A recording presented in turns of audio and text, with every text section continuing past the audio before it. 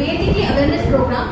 So world hearing day ಅಂತ ಒಂದು ನಡೆಯುತ್ತೆ March 3rd, ಮತ್ತೆ ಕಾಕ್ಲಿಯರ್ ಇಂಪ್ಲಾಂಟ್ ಡೇ ಸೆಲೆಬ್ರೇಷನ್ ಅಂತ February 25th ನಡೆಯುತ್ತೆ. ಸೊ ಇವೆರಡೂ ಕಂಬೈನ್ ಮಾಡಿ ಈ ಒಂದು ಪ್ರೋಗ್ರಾಮ್ ಅವೇರ್ನೆಸ್ ಆಗಿ ಮಾಡ್ತಾ ಇರೋದು. ಸೊ ಅಲ್ಲಿ ಅವತ್ತು ಟೋಟಲಿ ನಾವು 850+ ಮಕ್ಕಳಿಗೆ ಕಾಕ್ಲಿಯರ್ ಇಂಪ್ಲಾಂಟ್ ಸರ್ಜರಿ ಆಗಿದೆ. ಸೊ ಅದರಲ್ಲಿ ಆದಷ್ಟು ಮಕ್ಕಳು ಅವತ್ತು ಅವೈಲೇಬಲ್ ಇರ್ತಾರೆ. ಸೊ ಅವ್ರಿಗೆ ಅದರಿಂದ ಏನು ಬೆನಿಫಿಟ್ ಆಗಿದೆ ಅಂತ ಅವತ್ತು ಎಲ್ಲರಿಗೂ ಗೊತ್ತಾಗುತ್ತೆ.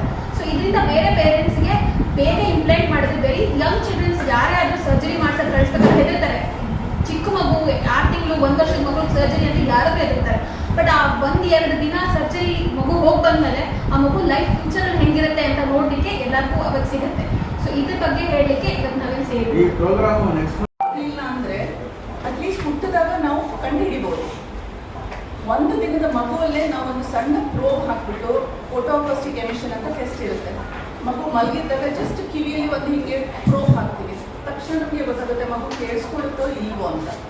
ಮಗು ಕೇಳಿಸ್ಕೊತಿಲ್ಲ ಅಂದ್ರೆ ಇನ್ನೊಂದು 15 ದಿನ ಬಿಟ್ಟು ಮತ್ತೆ ರಿಪೀಟ್ ಮಾಡ್ತೀವಿ. ಗೊತ್ತಾಯ್ತು ಅಂದ್ರೆ 1 ತಿಂಗಳಲ್ಲಿ ಲಾಸ್ ಇದೆ, ಈ ಮಗುಗೆ ನಮಗೆ ಹೆಲ್ಪ್ ಮಾಡಬೇಕಾಗತ್ತೆ ಅಂತ. ಸೊ ಅಷ್ಟು ಲಾಸ್ ಇದೆ ಅಂತ ಕಲಿತ್ಮೇಲೆ 6 ತಿಂಗಳಲ್ಲಿ ನಾವು ಹೇಳ್ತೀವಿ ನಮ್ಮ ಪ್ರಾಕ್ಟಿಕಲ್ ಎಕ್ಸ್ಪೀರಿಯನ್ಸ್ ಇಂದ 14 ವರ್ಷದಿಂದ ನಾನು ಏನು ಕಾಕ್ಲಿಯರ್ ಇಂಪ್ಲಾಂಟ್ಸ್ 1000ಕ್ಕಿಂತ ಮೇಲೆ ಮಾಡಿದ್ದೀನಿ. ಬೇರೆ ಕಡೆ ಹೋಗಿ ಮೆಂಟಲ್ ಸರ್ಜನ್ ಥರ ಕೆಲಸ ಮಾಡ್ತೀನಿ.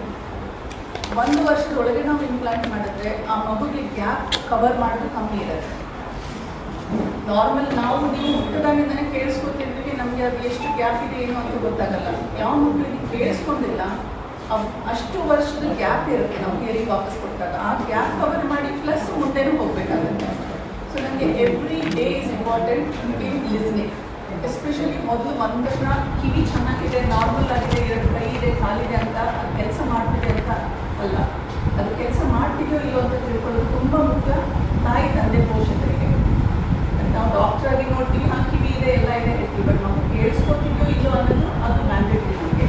ಸೊ ಅದನ್ನು OEN ಸಿಂಪಲ್ ಪರೀಕ್ಷೆ ಒಂದು 10 ನಿಮಿಷದಲ್ಲಿ ನಮ್ಗೆ ಗೊತ್ತಾಗುತ್ತೆ ಮಗು ಕೇಳಿಸ್ಕೊತಿದೆ.